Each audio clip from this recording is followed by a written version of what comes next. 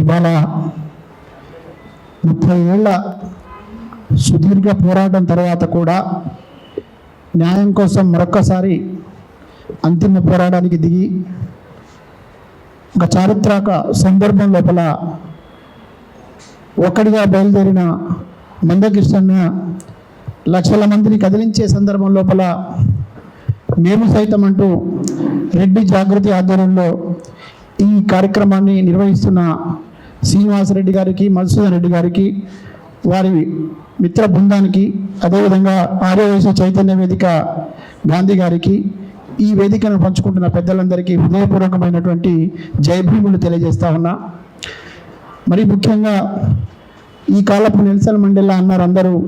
నిజంగా ఒక పోరాట యోధుడు, ఆదర్శ నాయకుడు, ఈ దేశంలో అట్టడుగున ఉన్నటువంటి వర్గాలకు గొంతుకగా కేవలం ఒక జాతికి మాత్రమే కాదు, పేదల వర్గం అంతా నా వర్గమే అని భావించి తన జీవితాన్ని త్యాగం చేసి ఇంతకాలం మనతో ప్రయాణం చేసి మనతో పాటు ఇంకా ఉద్యమించడానికి సిద్ధంగా ఉన్నటువంటి మాన్యశ్రీ మందకృష్ణ గారికి హృదయపూర్వకమైనటువంటి జయభీములు తెలియజేస్తా ఉన్నా.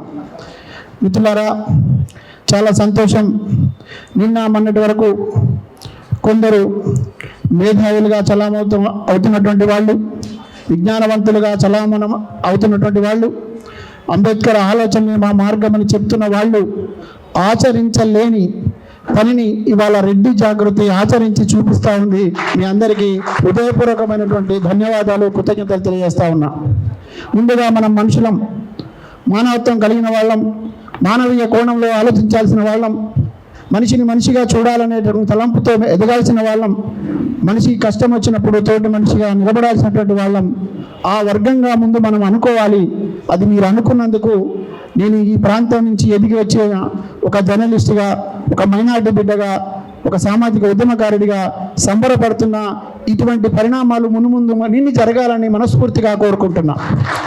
విషయానికి వస్తే, ఇవాళ మాదిగ రిజర్వేషన్ పోరాట సమితి పేరుతో 30 ఏళ్ల పాటు ఒక్కడు ప్రొఫెసర్ గారు చెప్పినట్టు ఎక్కడో మారుమూల పల్లె నుంచి మొదలుపెట్టి ఢిల్లీ దాకా అనేక మార్లు అనేక సందర్భాల్లో నేను అనుకుంటున్నా, భావిస్తున్నా, నాకు తెలిసి ఈ దేశ చరిత్రలో ఒక్కడిగా బయలుదేరి ఉప్పెనలా ఉద్యమాన్ని నడిపించి విజయవంతమైనటువంటి సభలు నడిపించి లక్షలాది మందిని ఒక్క పిలుపుతో పిలిపించినటువంటి నాయకుడు మరొకడు లేరు, ఒక మందకృష్ణ మాదిగ గారని సందర్భంగా నేను చెప్తూ, ఇంత గొప్పగా జరిగినటువంటి ఈ మహోద్యమంలో కొన్ని శక్తులు అడ్డుపడతా ఉన్నా, కొందరు వ్యక్తులు అడ్డుపడతా ఉన్నా, కొన్ని వ్యవస్థలు అడ్డు తగులుతా ఉన్నా, మొక్కలోని దీక్షతో, ఆత్మస్థైర్యంతో,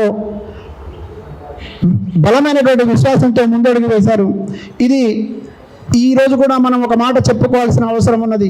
ఇవాళ రెడ్డి జాగృతి కూడా మందకృష్ణ మాకు మాదిగలకు సంబంధించిన ఒక జాతి బిడ్డ అయినప్పటికీ మాకు స్ఫూర్తిదాయకం. మేము చేసేటటువంటి ఉద్యమాలు మందకృష్ణ గారిని చూసి మేము చేస్తున్నామని చెప్పుకునే పరిస్థితి వచ్చింది. కేవలం రెడ్లు మాత్రమే కాదు, నేను ఒక మైనారిటీ బిడ్డగా కూడా చెప్తున్నా, ఏ కులంలో ఉన్నా, ఏ మతంలో ఉన్నా, ఏ వర్గంలో ఉన్నా ధనికులంతా ఒక పక్షం ఉంటారు, పేదలంతా ఖచ్చితంగా ఒక పక్షం ఉంటారు. ఆ పేదల బిడ్డలుగా మనం ఒక తరం సంబంధించిన జరిగిన అన్యాయాన్ని, ఒక తరం అంతా నష్టపోయినటువంటి విధానాన్ని కళ్ళారా చూసిన వాళ్ళం.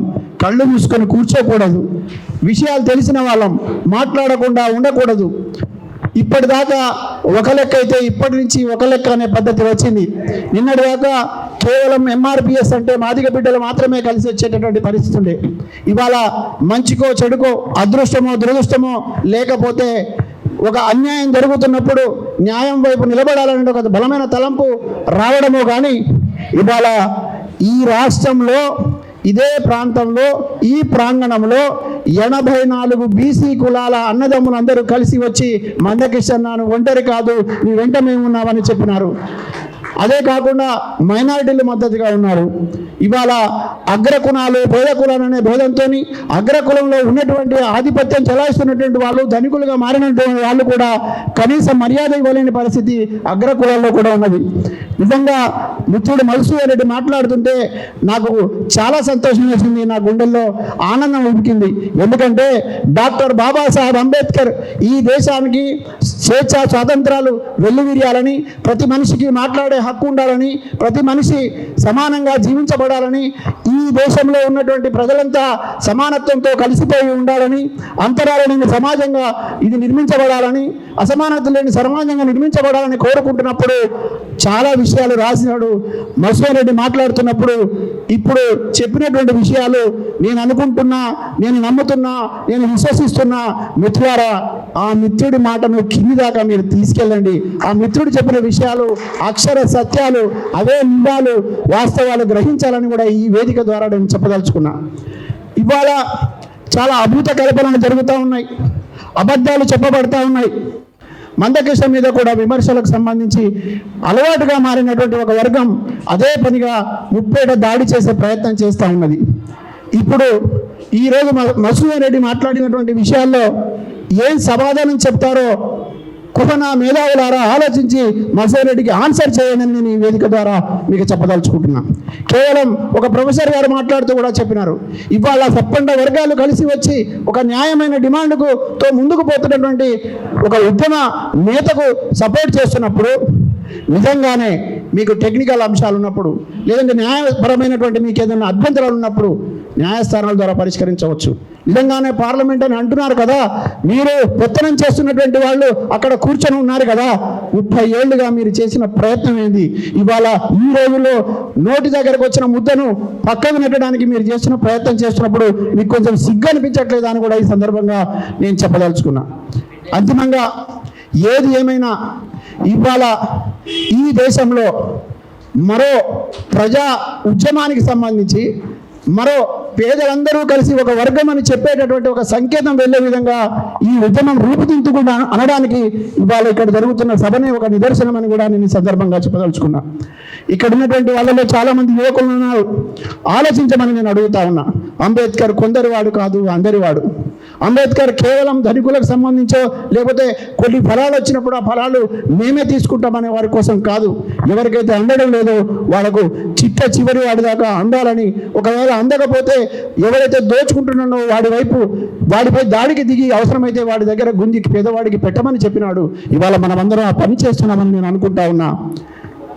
ఈ మహత్తరమైనటువంటి సందర్భం లోపల, ఒక చారిత్రాత్మకమైన సందర్భం లోపల ఫిబ్రవరి 7వ తేదీన ట్యాంక్ మండిపోయిన వేల గొంతులు లక్షల డప్పుల కార్యక్రమం ఒకటి మందకృష్ణ పిలుపు ఇచ్చి ఉన్నాడు.